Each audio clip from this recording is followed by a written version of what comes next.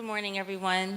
I am Jacqueline Smith. I'm the Associate Director for U.S. Oncology Advocacy and Policy at Bristol Myers Squibb, and I stand here today a 15-year stage 3 melanoma survivor. Thank you.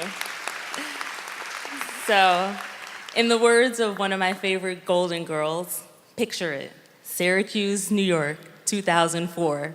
I just graduated from Syracuse University, and along with all of my friends, we were so excited to begin our lives and that we were officially adults. And that's when I learned that I had stage 3 melanoma.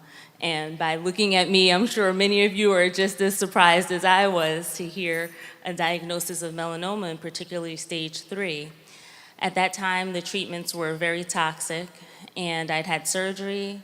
My treatment team recommended that because my scans were clear following surgery, that we watch and wait. And that was one piece of medical advice that I was all too excited to take into consideration. And prior to all of this, I was just a healthy, happy Jersey girl. So I spent the next 4 years watching and waiting, and that's when I found out that I had a recurrence of stage 3 melanoma. My primary care physician looked at me and said, "Jackie, it'll be a miracle if you survive another 5 years." At that moment, I knew I had to mobilize. I sought out the greatest experts in my area, and I found a surgeon at Moffitt Cancer Center in Tampa, Dr. Sondak, who I now refer to as my fairy godfather. He performed surgery, and I remember him excitedly letting me know that I qualified for the PEG-Intron trial, and I went on to become one of the first people in this country that was enrolled in that trial, and that was 10 years ago. Thank you. So, as I reflect over my cancer journey and transition into long-term survivorship, there are a few things that I've learned and I've learned to embrace.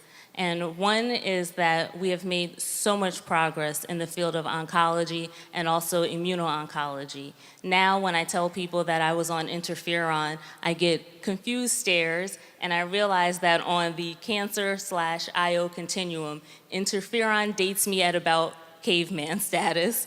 And I don't mind being that old when we think about cancer research and treatment, but it's something that I'm very proud to know that we've made great strides in the treatment arena. I've also learned to embrace all of the changes that come along with this journey, but most importantly, I've learned that survivorship is difficult.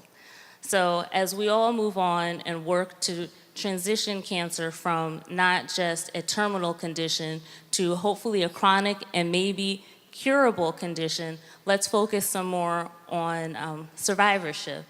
Let's think about mitigating all of the adverse, and not only adverse, but early and late onset side effects that we get with treatment, so that people like me can have a better quality of life. And let's not just think about survivorship ending when treatment ends. It's a long road. I've learned to embrace some of the changes. I joke about some of my cognitive impairment. I am slowly learning to embrace my lymphedema and compression stockings.